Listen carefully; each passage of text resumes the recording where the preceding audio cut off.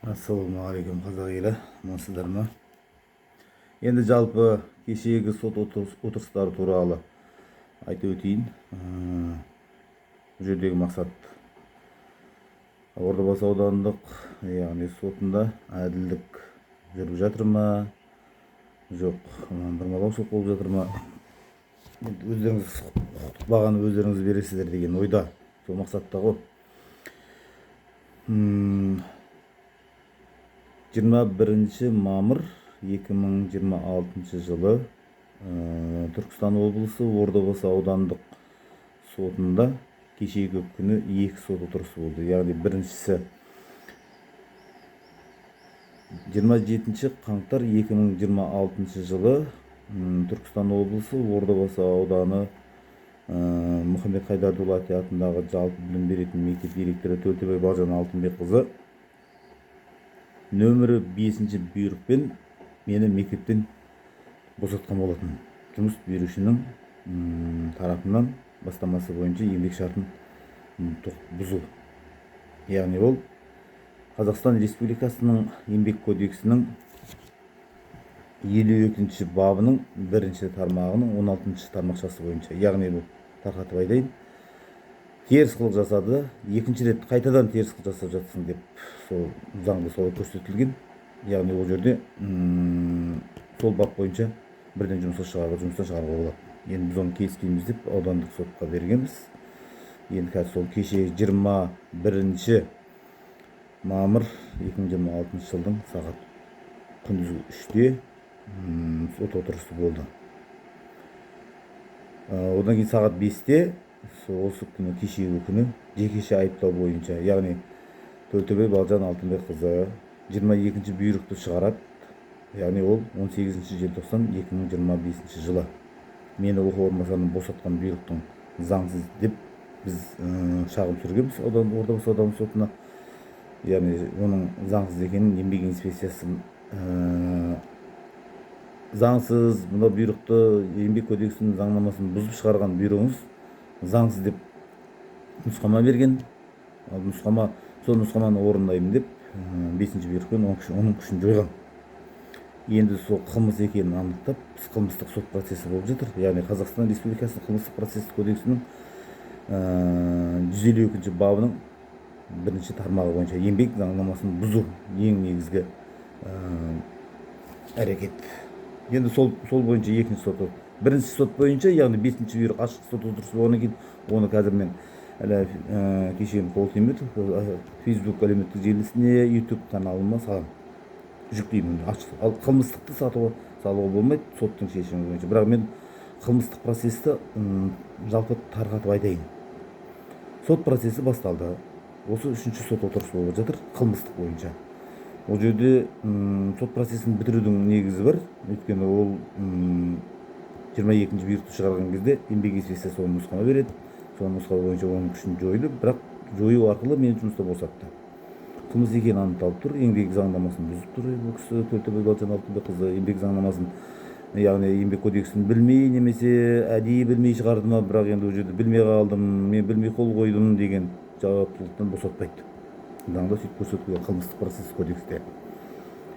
Енді сол сот процесінде біз 22-ші бұйрықты шығаруға мен судья, Ордабасы ауданының судьясы Қ. Мырзабеков судьяға айтап жатырмын, құрметті сот бітіретін жағдайға жетіп тұрмыз ғой, мойындап тұр, оны өзінің тілмен мойындамаса да мөрімен мойындап тұр, мемлекеттік мөрімен мойындап тұр, бұйрықтың заңсыз екенін жойып тұр, еңбек инспекциясы нұсқамасы берген. Сол нұсқама бойынша оны жойды. Енді бірақ сол еңбек 22-ші бұйрықты шығаруға негіз болған бізге келісім комиссиясы мен жаңағы кәсіподақ комитетінің мүшелерін сотқа шақырды едік қой. 3 сот отырысы болды. 3 сот отырысында сол біздің өтініш хатымызды қанағаттандырмайды. Яғни ол Қазақстан Республикасының қылмыстық процестік кодексінің 410-ші бабының 4-ші тармағында былай деп жазады. Тараптардың өтініш хатын, яғни сотқа дейінгі тергеу реттеу бойынша куәлерді шақыруды қанағаттандырады және көмектесуге тиіс деп жазған заңда. Сол заңды 3 отырыс бойы біз айтып жүріп, енді қызықты да болды, тартысты болды сот процесі. Енді оның әділдік бағасын өздеріңіз бересіздер, бірақ енді біз оның көзіміз жетіп отыр. Күдік қой бар нәрсе, күдік болды. Сол күдік бойынша сондай жағдай болды ғой енді. Сөйтіп ақыр соңында 3 отырыстың барысында АБФ жазбасына сот процесін жүргізу видеосына қарап тұрып, жоғарғы сотқа айтып, куәлерді шақырдық қой. Ендігі сот отырысы не 29-ы, не 28 күні болады, оны біз белгілейміз. Өйткені біз мемлекеттің егесі, біз Қазақстан халқы. Судьялар, қорғаушы, қалған мемлекеттік қызметкерлердің барлығы біздің жалшыларымыз. Біздің құқығымызды қорғау керек. Яғни мемлекеттік қызметкерлердің барлығы. Қазір таңда мен сотта осы өзімнің құқығымды қорғайын деп біз жалдап, менің төлеген салығыма олар айлық алып отыр. Сіздердің де салықтарыңызға. Біз төлеп отқан айлықты олар ақтау керек. Яғни заң шеңберінде өзінің міндеттерін атқару керек. Енді заң бойынша. Енді сот процесі барысында, 3 сот процесі барысында біз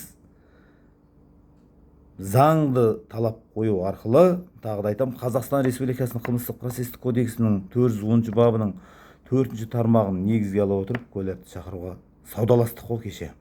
Судьяға біреуін шақырамын, мынаны шақырмаймын, мынаны шақырамын, мынаны шақырмаймын. Ақыр соңында 5 пе 6 адамның тізімінің фамилиясы. Ендігі сот отырысына куәлерді шақырдық. Оны қанағаттандырды. Ары тартты, бері тартты, өзің шақырасың дейді. Соны тойға шақыру қағазды өзің шақырамын ғой. Тура сондай әрекет болды ғой біздің Ордабасы ауданының сотында. Қызық болды ма, тартысты, жаңағыда айттым ғой, тартысты болды ғой. Ақыр соңында заң талабын орындауға судья келісті. 3-ші сот отырысы бойынша. Енді куәлерден жауап алу ендігі сот отырысында жүреді. Келесі сот отырысында одан кейінгі қалған мүшелерін тағы да біз заң нормалары мен талаптары бойынша шақыруға тырысамыз куәлерді. Енді бұл бір сот отырысы бойынша ғана ғой. Бізде 5-ші бұйрық бар. Одан кейін барып 22-ші бұйрықты апелляцияға бергенбіз, ол бар. Тағы да 1-2 сот процесі басталады. Сот көбейіп тұрғаннан кейін оны тоқтатып тұрмыз. Яғни айыптау шағымы бойынша аудандық білім бөлімі бар. Тағы да келісім комиссиясы бар, кәсіподақ комитеті бар. Барлығы маған қарсы жұмыс істеген деп ойлап отырмын. Өйткені олардың жасаған әрекеттерінің бәрі сондай болып тұр маған. Енді оның бәрін заң шеңберінде шешеміз. Себеп өйткені барлығы мектеп директорының сойылын соққан. Ол құжатта солай болып тұр. Сол құжаттың негізінде біз олардың мен міндетті маған жасаған заңсыз әрекет деп күдіктеніп отырмын. Оны сот шеңберінде, заң шеңберінде сот барысында шешуге тырысамыз. Олардың әрекеті заңсыз деп мен танып тұрмын. Сот процесі оны тек қана ең соңғы жоғарғы ең соңғы нүктені қоятын инстанция, яғни сот. Сонымен ендігі сот отырысына келесі сот отырыстарының бәріне Түркістанда болады. Куәлерге олар міндетті, олар сот процесіне қатысады. Яғни тартамыз олардың бәрін куәлігі. Өйткені бұйрықтың шығаруына негіз болған менің бұрынғы әріптестерім, менің бәрі бауырларым ғой, бір теміріміз. Енді директордың сойылын соғып мүдделері болған ғой, олардың әрқайсының өзінің мүддесі болғаннан кейін қатаң сөгіс, ескерту дегенді жасай берген, қолдарын қоя берген ғой. Ол азаматшалар, мен жеңгелерім, бауырларым, енді бір атаның баласымыз ғой бәріміз. Бірақ осындай әрекетке барып отыр, енді заңсыз әрекетке. Енді әркім өзінің жасаған заңсыз әрекетіне өзі жауап беру керек деген. Өйткені солардың жасаған әрекетінің барысында мен жұмыссыз жүрмін. Мені жұмыстан шығаруға. Егер де мен ойлап отырмын да, өлім жазасы болатын болса, немесе дарға асу болатын болса, тура сондай әрекетті олар қолдарын қойып, мені соңында жаға жіберетін еді. Енді тек қана жұмыстан босатып отыр ғой қазір енді. Солардың себебінен жауапқа тартылу керек деген мен өзім ойымда отырмын. Тартуға мен тырысамын, өйткені менің құқығымды шектеді олар. Жұмыссыз жүрмін. Оның дәлелі мен қазір таңда жұмыссыз жүрмін. амал жоқ тартуға тырыссын, жауап берсін әрекеттеріне деп отырмын. Заң шеңберінде мен сот емеспін, судья емеспін. Сот процесі көбейіп отырғаннан кейін оны тағы да сентябрьге дейін, қыркүйек айына дейін 90 күн бар ма, сол сот процесімен бірге, менімен бірге сот процесінде олар жүруге тиіс, қол қойғандардың барлығы. Қош сау болыңыздар. Қолдап, дух беріп, қошемет беріп, жасап жатқан ниеттеріңізге рахмет, алғысымды білдірем. Әділдік жеңет деген ойдамын. Өйткені барлық құжат, заңсыз жасалған құжаттың барлығы менің мүддемді қорғап тұр. Көреміз әділдігі қандай шешілетінін. Өйткені мен осы сотты, осы 5-ші бұйрықты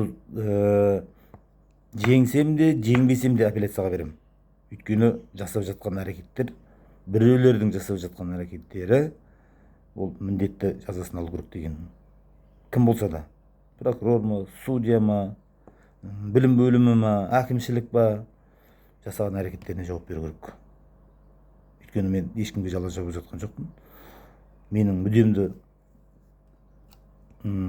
таптап жатқандар заң алдында жауап беру керек деген ойда. Өйткені заңда солай жазылған екен.